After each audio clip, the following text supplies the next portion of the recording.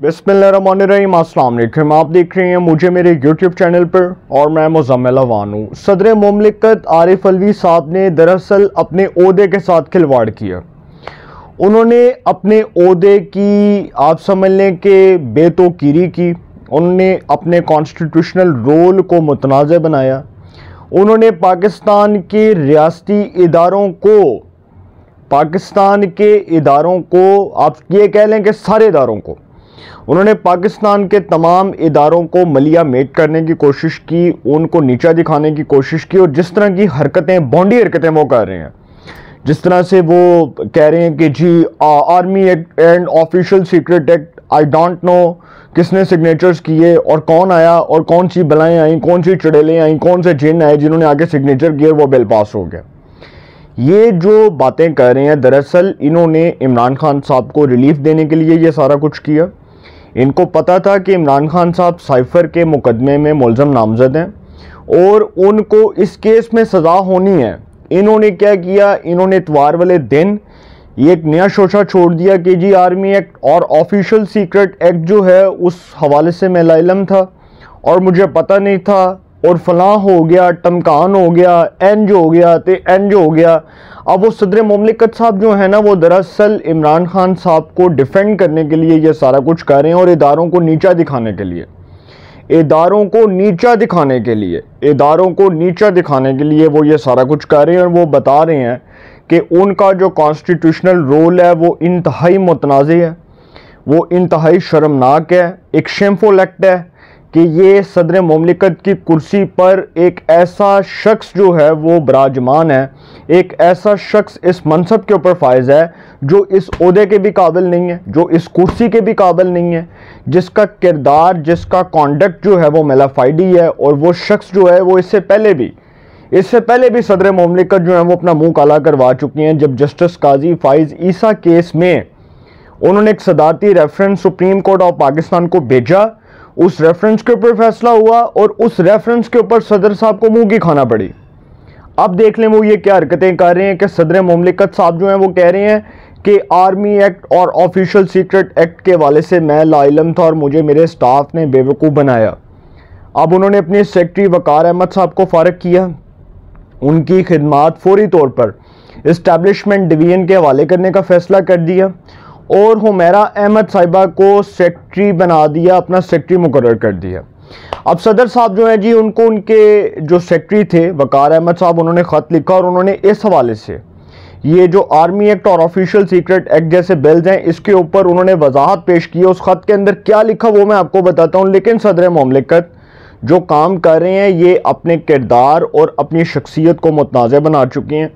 उन्होंने जिस तरह से झूठ बोला और वो झूठ को डिफेंड भी नहीं कर सकते, चौताली झूठ जितने भी बोल रहे हैं सर कम है, तो जितने झूठ बोले उन झूठों को वो कैसे डिफेंड करते। देखें इधर जो है ना, सदर मुमलिकत ने कैसे वक्त में army act and official secret act के ऊपर बात की, जब असेंबली डिसॉल्व हुई, उस असेंबली ने कानून बनाए, वो कानून के ऊपर सदर सिग्नेचर करते या ना करते, ऑटोमेटिकली वो 10 दिन बाद कानून बन जाना था।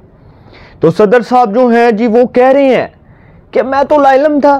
चलें आप लाइलम थे, मान लिया जी, आपने सिग्नेचर्स नहीं किए ये भी मान लिया, लेकिन वो बिल तो बन गया ना।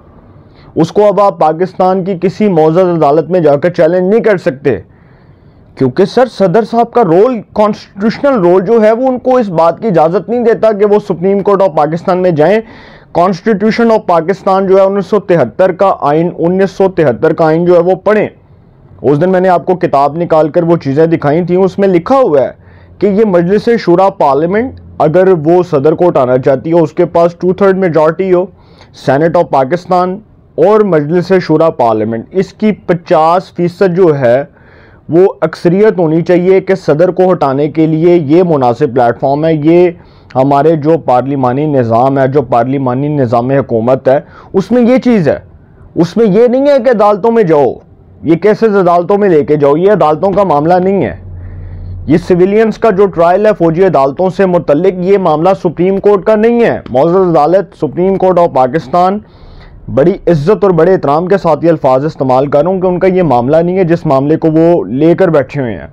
अब आता हूँ जी असल पॉइंट की तरफ कि सदर साहब जो हैं वो इसलिए इस्तीफ़ा नहीं दे रहे क्योंकि उनको पता है कि अगर वो रिज़ाइन करती हैं तो वो साइफर केस में गिरफ्तार हो जाएंगे, वो साइफर केस में गिरफ्तार हो जाएंगे, क्योंकि सर उनको पता है कि उन्होंने जो army act and official secret act दो बिल्स थे, जो 2 बिल थे, उन 2 बिल्स के ऊपर जो डंडी मारी है, इस हवाले से सदर अगर डंडी मजीद मारेंगे और इस्तीफ़ा देके जान छुड़ाने की कोशिश करेंगे तो जान नहीं छूटेगी, मामला मजीद गमगीर हो जाएगा और उनको गिरफ्तार कर लिया जाएगा, उसी दिन ऐवान सदर से गिरफ्तार कर लिया जाएगा। हो सकता है अगर वो इस्तीफ़ा दें, वैसे इतनी गैरत नहीं है उनमें कि वो इस्तीफ़ा दें, वो देंगे भी नहीं, क्योंकि वो जिस ओहदे के ऊपर बैठे हैं इस ओहदे के तो वो काबिल नहीं है।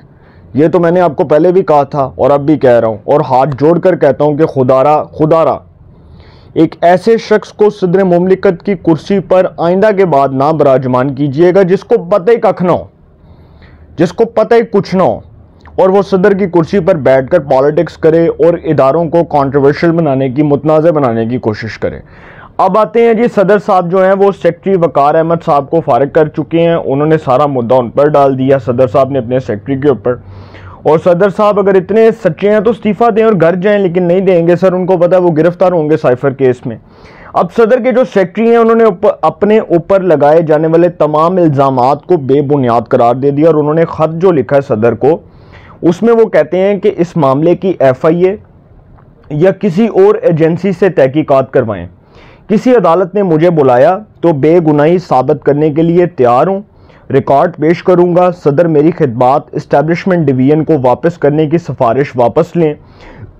जो सदर ने उनकी खिदमात इस्टेब्लिशमेंट डिवीज़न को फौरी तौर पर दी हैं, वो कहते हैं कि जी ये जो हुक्म दिया गया इसको फौरी तौर पर वापस लिया जाए।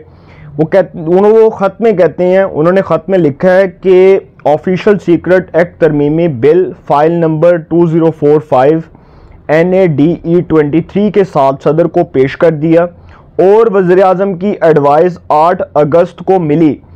10 दिन का वक्त 17 अगस्त को पूरा होगा। ख़त में कहा गया कि मैंने बिल्स के मामले पर कोई ताख़ीर की ना कोताही की। दोनों फाइलें आज 21 अगस्त तक सदर के दफ्तर में मौजूद हैं। खिदमात इस्टेब्लिशमेंट डिवीज़न को वापस करने की सिफारिश गैर मुनसिफाना फ़ैसला है। उन्होंने ये भी कहा है कि खिदमात इस्टेब्लिशमेंट डिवीज़न को वापस करने की सिफारिश जो है ये एक गैर मुनसिफाना फ़ैसला है।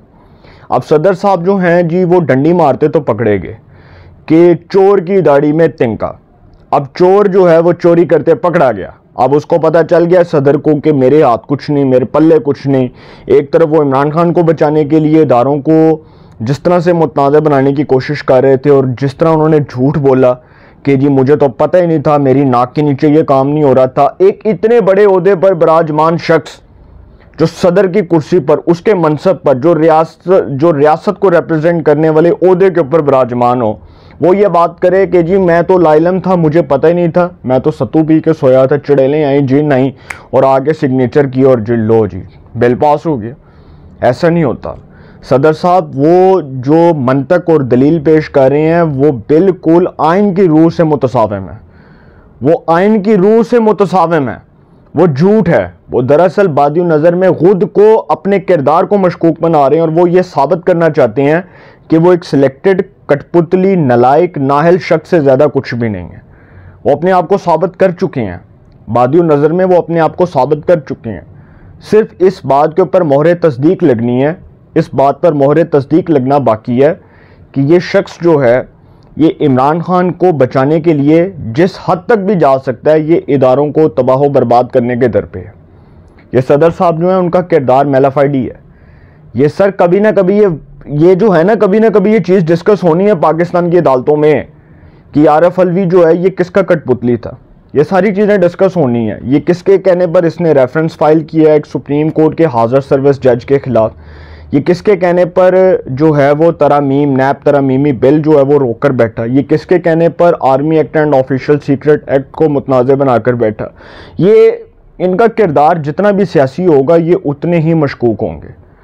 ये बेहतर है कि खुद इज्जत से घर चले जाएं। अगर नहीं जाएंगे तो सर जिस दिन ये उतरेंगे उधर से उस दिन इनको गिरफ्तार कर लिया जाएगा। मैं आपको लिख कर दे रहा हूँ ये बात। आरफ अलवी साहब जिस दिन अपने ओहदे से स्टेप डाउन करेंगे बतौर प्रेसिडेंट ऑफ पाकिस्तान, अपनी मुद्दत पूरी होने के बाद ये गिरफ्तार हो जाएंगे। ये बात कंफर्म है। अपनी राय का कमेंट्स में ज़रूर इज़हार कीजिएगा। इंशाल्लाह एक नए सेगमेंट के साथ फिर मुलाकात होगी। अपना बहुत ख्याल रखिएगा। आला निगहबान।